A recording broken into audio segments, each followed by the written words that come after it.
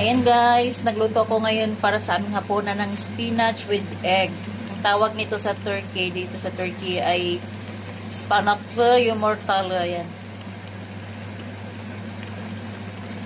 Mabilis lang to naluto guys. Ginisa ko lang yung sibuyas sa tomato sauce, tapos pagkatapos nilagay ko na yung spinach at nung malambot na yung spinach, nilagay ko na yung itlog. Dahil marami kami ngayong spinach eh. So, sayang naman.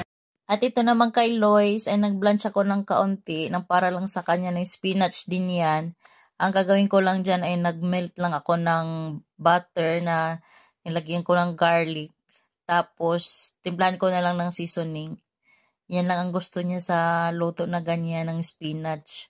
Seasoning lang yung itimpla.